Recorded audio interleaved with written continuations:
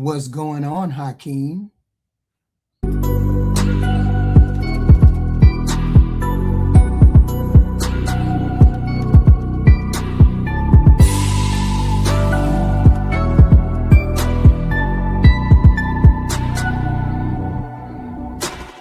We're going to play this clip from the Joy Reid show, in which we see the stark contrast between what the American people is wanting and asking for and what the Democratic Party is trying to give to us.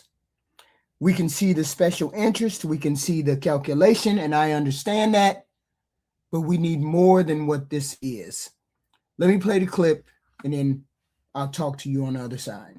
Representative, may I? Yes. I'm going to give you some numbers. Just today, it came out that ICE is using $38 billion to convert warehouses into camps. I'm going to call them concentration camps. Your colleague, Representative Raskin, went to one just yesterday in Maryland and said there were 60 people cramped like sardines in one room who only had access to one toilet.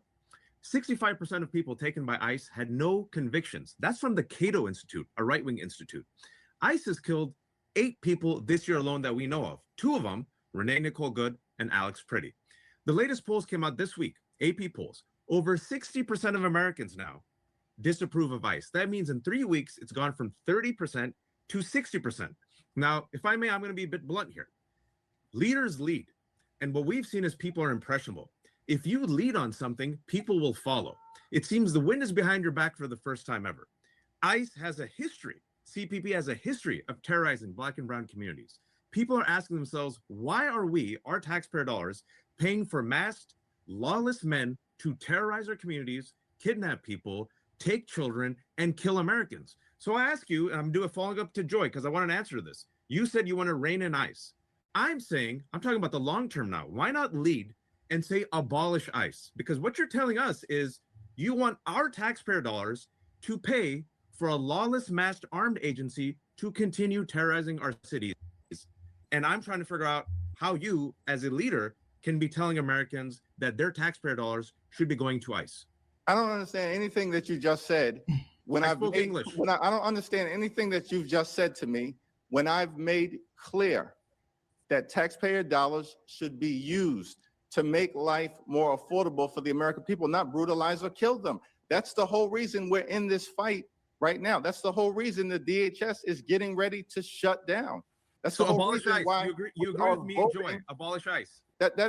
Listen, I'm going to use the language that I want to use. You can use the language that you want to use. And the language that I'm using right now relates to these type of bold, meaningful, dramatic changes that are designed to save lives right now in communities that look like the ones that I represent. And that's the goal.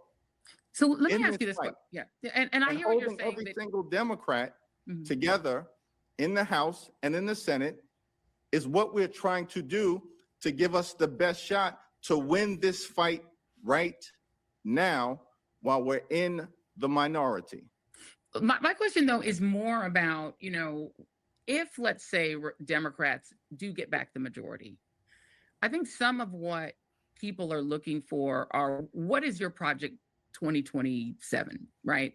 What will Democrats put on the table to say, give us power and we'll do X?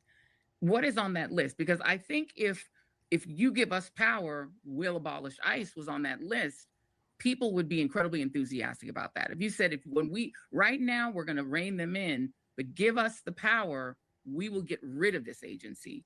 Is that something that Democrats are willing to coalesce around, saying we will just end it, period?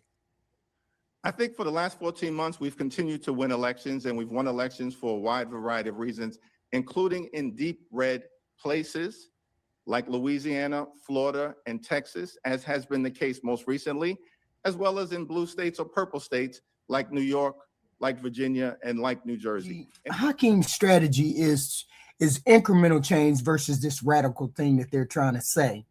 And I get it, abolish ICE. He can't say abolish ICE. He cannot say abolish ICE.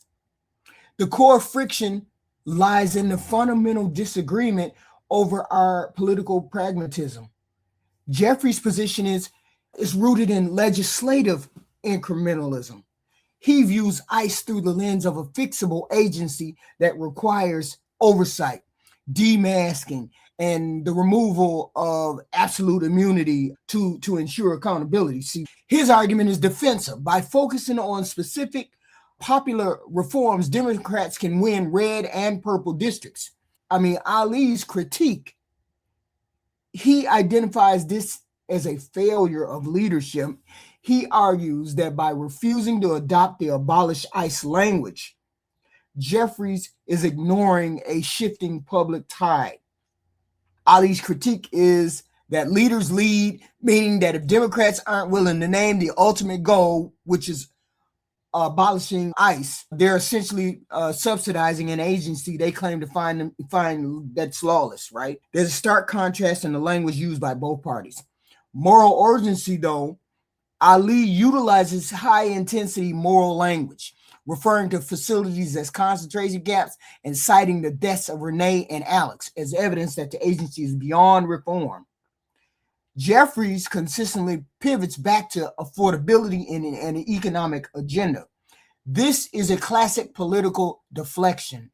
He attempts to reframe a human rights and law enforcement debate as a pocketbook issue to avoid the abolish ICE trap used by Republican campaigns. Joy just came up with Project 2027, a voter enthusiastic mobilization effort, I guess, or maybe something, the Democratic playbook, I guess. Ali's most biting critique is centered on voter mobilization, okay? He posits that the Democratic Project 2027, which is counter to the Project 2025, lacks a North Star, lacks vision, lacks leadership that generates enthusiasm. Ali is right. When Jeffries points to elections win in deep red places like Louisiana and Florida, he's using electoral data to silence moral criticism. Ali's counter argument is that better than the other guy is a diminishing return that leads to voter apathy, and it definitely does. We need something to look forward to. I was talking about the Jesse Jackson campaign a little while ago.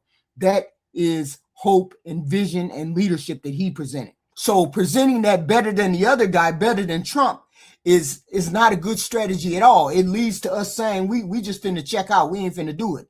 Specifically citing the YouGov poll regarding Gaza and the 2024 election as a warning sign to Democrats. And the American people, I believe, want to see two things: an aggressive affordability agenda.